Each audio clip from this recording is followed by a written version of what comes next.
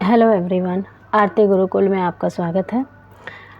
शेखर एक जीवनी उपन्यास का मैंने पात्र परिचय और कहानी सारांश आपको पढ़ा दिया है, जो चैनल पे अपलोड भी है। आप लोग वहाँ से जा कर के उसको पूरा पढ़ सकते हैं। और आज मैं आपको शेखर एक जीवनी उपन्यास के जो भी मुख्य कथन है, जो मुख्य उद्धरण है, वो सब मैं आज आपको पढ़ाऊँगी। तो आप अंत तक इस चैनल पे बने रहिएगा, और अगर आपने सब्सक्राइब नहीं किया है तो सब्सक्राइब कर दीजिएगा। और ये बहुत ही उपयोगी होने वाली है ये क्लास आपके लिए, इसलिए आप इसको अंत तक ज़रूर देखिएगा। तो शुरू करते हैं। वेदना में एक शक्ति है जो दृष्टि देती है, जो यातना में है वह दृष्टा हो सकता है। ये उपन्यास के भूमिका में लिखा हुआ है। भूमिका भी मैंने आपको पिछली क्लास में पढ़ाई है, तो आप वहाँ देखा होगा आपने कि भूमिका का ये पहला ही लाइन है। क्रांतिकारी अंततोगत्वा एक प्रकार के नियतिवादी होती है, लेकिन यह नियतिवाद उन्हें अक्षम और निकम्मा बनाने वाला कोरा भाग्यवाद नहीं होता। वह उन्हें अधिक निर्मम होकर कार्य करने की प्रेरणा देता है। वह वहाँ बैठा स्वप्न देखा करता है, और शशि स्वयं चित्र की तरह न आकर उसे आलोकित करने वाला प्रकाश की तरह आती है। विचार न होकर अनुभूति रहती है। अच्छा होता कि मैं कुत्ता होता, चूहा होता, दुर्गंधमय कीड़ा कृमि होता, बनिस्बत इसके कि मैं वैसा आदमी होता जिसका विश्वास नहीं। दोस्तों, ये सब जो भी पंक्ति है वो उपन्यास के कथोपकथन है। कथोपकथन यानी कि ये उपन्यास में बहुत ज़्यादा पात्र तो है नहीं, कुछ गिनती के पात्र हैं।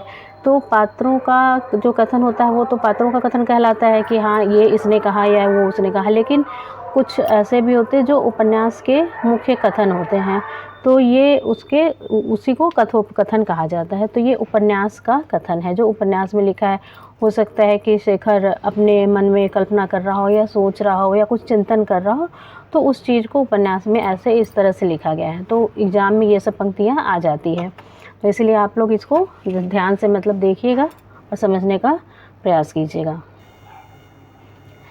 मुझे विश्वास है कि विद्रोही बनते नहीं, उत्पन्न होते हैं। विद्रोह बुद्धि परिस्थितियों से, संघर्ष की सामर्थ्य से, जीवन की क्रियाओं से, परिस्थितियों के घात प्रतिघात से नहीं निर्मित होती। वह आत्मा का कृत्रिम परिवेष्टन नहीं है, उसका अभिन्नतम अंग है।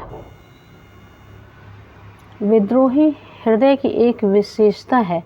वह अपने विकास में फैलते हुए न्यूनतम विचारों को अपनाकर भी नूतनतम यानी कि जो नए विचार हैं, विचारों को अपनाकर भी विद्रोही ही रह जाता है, क्योंकि वह अपने काल के अग्रणी लोगों से भी आगे रहता है। इसीलिए तो प्रतिक्रियावादी जर्मनी में उत्पन्न होकर और पल कर भी आइंस्टाइन विद्रोही हैं, और संसार के सबसे विराट, सबसे अधिक आग्नेय, घोरतम युग प्रवर्तक रूसी क्रांति की गोद में पल कर भी स्टालिन विद्रोही नहीं हो पाया, जूठन बीनने वाला ही रह गया। विद्रोह अनंत है, नित्य है, क्योंकि उसके उपकरणों में प्रेम के बाद सबसे बड़ा और सबसे अमोघ अस्त्र है, यही बौद्धिक घृणा। यातना भी एक उच्च कोटि का और बहुत पवित्र अस्त्र है। जहाँ प्रेम जितना उग्र होता है, वहाँ वैसी ही तीखी घृणा भी होती है। क्रूरता में केवल यातना दी ही नहीं जाती, स्वयं पाई भी जाती है। और स्नेह में स्नेही अपने को ही नहीं भूलता, स्नेह के पात्र को भी भूल जाता है। वासना नश्वर है, मुरझा जाती है, और तब प्रेम तंतु ही जीवन की स्थिरता बनाए रखता है। या शायद इससे उल्टा कह रहे हैं, जब प्रेम मर जाता है तब वासना उसके शव को उठाए उठाए फिरती है और उससे अपने को धोखे में छिपाना चाहती है। ये सब संभवतः शेखर का चिंतन है, जो शेखर चिंतन कर रहा है अपने मन में, वो है। मानव के लिए झूठ, छल और मक्कारी अत्यंत सहज है, क्योंकि ईश्वर ने मानव को अपना प्रतिरूप बनाया है, और ईश्वर हमारे ज्ञान में सबसे बड़ा झूठ और छलिया मक्कार है। बहुत गहरी चोट का एकमात्र मरहम होता है चोट पहुंचाने वाले की उपेक्षा दृष्टि। दया तो उसके घावों को खरोच कर खोल देती है। जीवन की गहनतम घटनाएं किसी अनजान क्षण में ही हो जाती है और घोर पीड़ा का उद्भव सदा ही रहस्यपूर्ण होता है। उसकी अनुभूति स्पष्ट होती है, किंतु उसका अंक कब, कहाँ, कैसे फूटा यह पता नहीं चलता, क्योंकि इसके लिए हम उस समय चौकन्ने नहीं होते। कहते हैं कि मानव अपने बंधन आप बनाता है, पर जो बंधन उत्पत्ति के समय से ही उसके पैरों में पड़े होते हैं और जिन्हें काटने घर के अनेक जीवन बीत जाते हैं, उसका उत्तरदायी कौन है? जिन्हें काटने भर में अनेक के जीवन बीत जाते हैं, उसका उत्तरदायी कौन है? वे तीनों महती प्रेरणाओं का चित्रण करती हैं जो प्रत्येक मानव के जीवन का अनुशासन करती हैं: अहंता, भय और सेक। डर के बिना समाज का अस्तित्व नहीं ठहर सकता। नियमों से नहीं चलते, किंतु नियमों की मूल प्रेरणा को समझकर अपना नियम स्वयं बनाते हैं। जीवन तो उन्हीं का है। प्रेम ने मनुष्य को बनाया, भय ने उसे समाज का रूप दिया, अहंकार ने उसे राष्ट्र में संगठित कर दिया। संसार का आदर्श व्यक्ति नहीं है, एक टाइप है, और संसार चाहता है कि सर्वप्रथम अवसर पर ही प्रत्येक व्यक्ति को ठोक पीट कर, उसका व्यक्तित्व कुचल कर उसे एक टाइप में सम्मिलित किया जाए, उसे मूल रचना न रहने देकर एक प्रतिलिपि मात्र बना दिया जाए। शेखर ने देखा उसके संसार के अलावा एक और संसार है जिसमें पक्षी रहते हैं, जिसमें स्वच्छंदता है, जिसमें विश्वास है, जिसमें स्नेह है, जिसमें सोचने की या खेलने की अबाध स्वतंत्रता है, जिसका एकमात्र नियम है वही हो जो कि तुम हो। और वह संसार उसके लिए एक स्वर्ग, एक अत्यंत वांछित स्वप्न हो गया। उसकी कुल यंत्रणाओं से उन्मुक्ति का द्वार उसके अकेलेपन में उसका सहारा है। वहाँ है केवल दैन्य, केवल संपूर्ण दासता, जहाँ माता पिता अपने बच्चों को बोध कराते हैं, अवज्ञा के लिए नहीं, स्वीकृति के लिए नहीं, झुकना सिखाते हैं, अभिमान से नहीं, दासत्व भाव से। आत्माएं इस संबंध में इस तरह जकड़ी गई हैं कि वे स्वयं नहीं जानते कि इस श्रृंखला में वे बंधे हैं और स्वयं उसकी कड़ियाँ पक्की करने में सहायक हैं। लोहा या सोना भी एक चोट से नहीं बनता, उस पर कई चोटें होती है, चोट पर चोट, चोट पर चोट। वैसे ही शिक्षण है, एक या दो चोट में नहीं हो जाता, असंख्य चोटें होती हैं, किंतु उसमें इतना विभेद नहीं होता, वे एक ही चोट की पुनरावृत्ति मात्र होती हैं। अब ये सरस्वती का कथन है जो शेखर से कहती है कि इसलिए नहीं डरते कि मरना बहुत खराब है, बल्कि इसलिए डरते हैं कि जीना अच्छा लगता है।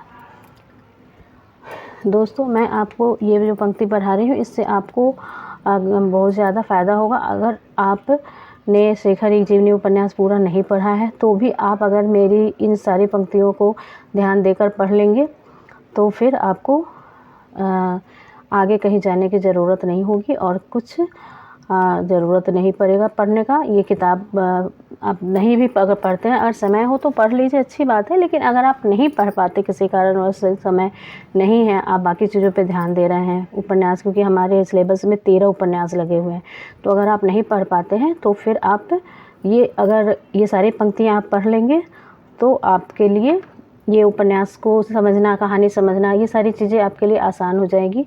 और मेन चीज़ जो भी है वो मैंने इसमें कवर किया है। हम लोग काल का मापन निष्प्राण घड़ियों से करते हैं, कितने मूर्ख हैं हम। क्षण में ही जो युग युग बीत जाते हैं और युगों तक जो क्षण वैसा ही बना रहता है, उसको अनुभव से मापने की सामर्थ्य क्या घड़ियों में है? उसकी इस अवर्णनीय सुंदरता ने, विशेषहीन रात्रिता ने यह प्रमाणित कर दिया है कि ईश्वर नहीं है, क्योंकि भूख और लड़ाई बनाने वाला कौन सा ऐसा ईश्वर है जो इतनी सुंदरता बना सके। लेकिन यह कहना तो वही हुआ कि ईश्वर वही है जिसके बारे में हम निश्चय पूर्वक कह सके वह नहीं है। उसने देखा, समझ लिया कि कोई किसी का नहीं है, यानी इतना नहीं है कि उसका स्वामी, निर्देशक, भाग्य विधायक बन सके। कोई ऐसा नहीं है जिस पर निर्भर किया जा सके, जिसे प्रत्येक बात में पूर्ण अचूक माना जा सके। यदि किसी का कोई है तो उसकी अपनी बुद्धि। मनुष्य को उसी के सहारे चलना है, उसी के सहारे जीना है। ऐसे स्थान अवश्य हैं जहाँ बुद्धि जवाब दे जाती है, लेकिन इसमें वह ईमानदारी है जो बात नहीं जानती, वहाँ पर चुप रहती है, गलत उत्तर नहीं देती। स्कूलों में टाइप बनते हैं, वह बना व्यक्ति और जब कोई आहत होकर शक्की होता है तब संसार से शक मुक्त कुछ नहीं रह जाता। बड़ा होकर शेखर उनसे कहता था, देखिए, मानव स्वभाव विश्वासी तो है ही, और जब विश्वासी है तब पक्षपात लेकर चलता है, प्रिजुडिसाइड होता ही है। यह बात शेखर अपने पिता से कहते हैं। शेखर का पिता से विद्रोह मतलब था, वो विद्रोह, पिता उनके विद्रोही कहते थे क्योंकि वो एक क्रांतिकारी थे, इसीलिए उनका अपने पिता से ज़्यादा पटता नहीं था। जीवन वैचित्र का दूसरा नाम है। जिनके जीवन एक रूपता के बोझ से कुचले जाकर नष्ट हो गए हैं, उनके जीवन में भी इतनी घटनाएं हुई होंगी कि एक सुंदर उपन्यास बन सके। यदि प्रत्येक व्यक्ति अपनी जीवनी लिखने लगे तो संसार में सुंदर पुस्तकों की कमी न रहे, लेकिन तब जब हर एक को लिखना आता हो। मेरे व्यक्तिगत जीवन में मानव के समष्टिगत जीवन का भी इतना अंश है कि समष्टि उसे समझ सके और उसमें अपने जीवन की एक झलक पा सके। मेरे जीवन में भी व्यक्ति और टाइप का वह अविश्लेष घोल है, जिसके बिना कला नहीं है और जिसके बिना फलतः उपन्यास नहीं है। मैं केवल एक बोझ अपने ऊपर से उतारना चाहता हूँ। मैं अपना जीवन किसी को देना नहीं चाहता हूँ।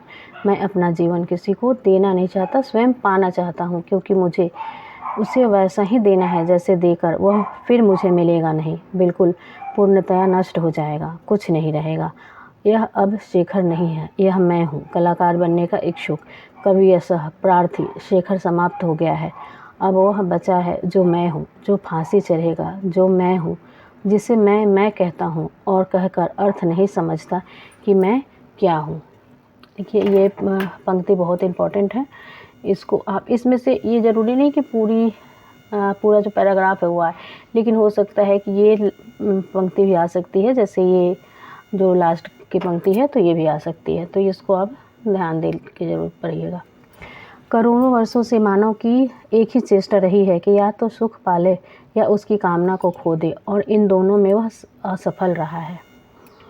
यूँ कहना चाहिए कि माँ की ओर आकर्षित पुत्र और पिता की ओर आकर्षित कन्या साधारणता की ओर, सामान्यता की ओर जाते हैं, और पिता की ओर आकृष्ट पुत्र माता की ओर और आकृष्ट कन्या असाधारण होते हैं। पहली श्रेणी में मिलेंगे सीधे साधे शांत आदमी, सामान्य स्त्रियां जिसमें कोई खास बुराई नहीं है और जो साधारणतया प्रसन्न और संतुष्ट है, जो जीते हैं, रहते हैं और मर जाते हैं। दूसरे में मिलेंगे प्रतिभावान लेखक और कवि, देश और संसार को बदल देने वाले सुधारक, क्रांतिकारी, डाकू, जुआरी, पतित से पतित मानवता के प्रेत। अच्छे या बुरे, उनके लिए साधारणता नहीं है, वे सुलग नहीं सकते, फट ही सकते हैं। अच्छे और बुरे का निर्णायक कौन है? मुझे लगता है मृत्यु एक ऑपरेशन है, जैसे दांत उखड़वा देना। कुर्सी पे बैठना पड़ता है, डॉक्टर एक झटका देता है, एक तीखा दर्द होता है और फिर शांति मिलती है, छुटकारा हो जाता है। मृत्यु भी वैसी ही है। शायद मृत्यु का ज्ञान और जीवन की कामना एक ही चीज़ है। जीवन प्यारा है या नहीं, इसकी कसौटी यही है कि उसे बिना खेद के लुटा दिया जाए, क्योंकि विराट प्रेम मौन ही हो सकता है जो अपना प्यार कह सकते हैं। नीम का स्वाद कटु है, गंध मधुर, ऐसा ही प्रेम है जिसका रंग सुंदर है और स्पर्श कठोर। विश्वास बच्चों की चीज़ है, दिखावट और सच्चाई में भेद करना यह बड़ों का अधिकार है। शेखर नास्तिक है, मूर्ति पूजक है और सरस्वती ही उसका उपास्य मूर्ति है। उपासना जब हद तक पहुंचती है तब उपास्य ठीक उतना ही मानवीय होता है जितना कि उपासक, बल्कि उपासक के लिए तो वह उसी का एक प्रक्षेपण मात्र रह जाता है जो उसके भीतर ना होकर बिल्कुल घटनावश उसके सामने हो गया है, और इस सामने होने में जाने कैसे अस्पृश्य हो गया है, जैसे शीशे में अपना प्रतिबिंब, और साथ ही विस्तीर्ण और आबाद भी हो गया है। मानवता कुछ चाहती है लेकिन जानती नहीं कि क्या है, और उसे जानने की खोज में अनेक रास्तों पर एक साथ ही भटक रही है। मानो सारी मानवता अपने जीवन की गति में किसी दीर्घ वैसंधि पर खड़ी है और अपने से उलझ रही है। उसका यौवन, उसके कृतित्व के दिन आगे हैं। विवश क्रोध की चरम सीमा एक अंदर मांगने वाली चीज़ है। स्त्री प्रकृति का एक निगूढ़ तत्व, उसकी अत्यंत सुलभ बाहरी वैपरीत्य जिसमें उसका सौंदर्य और सामंजस्यता छिपी हुई है। नास्तिक जब विश्वास करने पर आता है तो बड़े बड़े पंडित उसके आगे नहीं टिक सकते। उसकी अंधविश्वास की सर्वग्राहिणी लहर के आगे संदेह की कंदराएं, बुद्धि के पहाड़ सब समतल हो जाते हैं और डूब जाते हैं। प्रेम की और त्याग की विरुद्धावली बहुतों ने गाई है, घृणा और वासना की प्रशंसा कभी किसी ने नहीं की। रोमा रोला का यह वाक्य पढ़ा कि सत्य उनके लिए है जिसमें सह लेने की शक्ति है। ये रोमा रोला का मैंने पहले ही बताया था कि ये जो उपन्यास है वो रोमा रोला के जहाँ क्रिस्टोफर है उस उपन्यास पर ये आधारित है। तो इसमें ये रोमा रोला जो है वो फ्रांसीसी लेखक थे। आप अंधकार दूर करना चाहें तो यही कर सकते हैं कि रोशनी जला दें, यह नहीं कर सकते कि अंधकार का अंधियारापन मिटा दें। ये शेखर कहता है राघवन से। राघवन भी इसका एक पात्र है। अज्ञात शून्य से बचने का आयोजन वैसा ही है जैसे छाया से लठैती करना। यह भी शेखर सदाशिव से कहता है। संशय मानव का अधिकार है, लेकिन अगर वह उदारता नहीं पैदा करता तो वह मानव का शाप है। उसने कई बार देखा था। आप राष्ट्र के नाम पर लोगों को बुलाइए, नहीं तो कोई नहीं आएगा, लेकिन राष्ट्रीय झंडा लेकर चलिए तो बहुत लोग नीचे आ खड़े होंगे और अपने कोट के कॉलर में तिरंगा बिल्ला भी लगा लेंगे। हमारे आदर्श डर की कीमत पर कायम है। हमारे विशाल भवनों की नींव खोखली है और जैसे कि शास्त्र भी कहते हैं, हमारे देवताओं के पैर भूमि पर नहीं टिकते हैं। हमारे आदर्श डर की भीत पर कायम है। हमारे विशाल भवनों की नींव खोखली है और जैसे कि शास्त्र भी कहते हैं कि हमारे देवताओं के पैर भूमि पर नहीं टिकते हैं। समाज की सरती हड्डियों को भड़कीले लाल रेशम में लपेट कर हम कहते हैं, देखो हमारा युवक समुदाय। सौंदर्य कुछ नहीं है अगर वह शक्ति नहीं है, प्रेरणा नहीं है। यह उसे समुद्र ने सिखा दिया था। उस आदि गुरु, आदि सत्य, आदि शिव, आदि सुंदर समुद्र ने सौंदर्य वही है जहाँ संग्राम है और उसे वही देख सकता है जिसके भीतर शक्ति है। दोस्तों, आपको मेरा ये क्लास पसंद आया हो तो इसे लाइक, कमेंट और सब्सक्राइब ज़रूर कर दीजिएगा, क्योंकि मैं बहुत मेहनत करके आपके लिए ये क्लास तैयार करती हूँ और मैं चाहती हूँ कि आप अगर किसी कारणवश अपना उपन्यास कंप्लीट नहीं पढ़ पाते, क्योंकि हमारे इस जो सिलेबस है यूजीसी नेट का, उसमें टोटल 13 उपन्यास लगे हुए हैं, जो कि पूरा का पूरा पढ़ना सबके लिए संभव नहीं है। तो मेरा ये प्रयास रहता है कि आप मेरा क्लास अगर पूरा देखें तो आपको उपन्यास को लाइन बाय लाइन पढ़ने की आवश्यकता ना हो और मेरे क्लास से ही आपको पूरा फ़ायदा हो। तो प्लीज़ आप मेरे इस मेहनत के लिए मुझे लाइक, कमेंट और सब्सक्राइब ज़रूर कीजिएगा। धन्यवाद।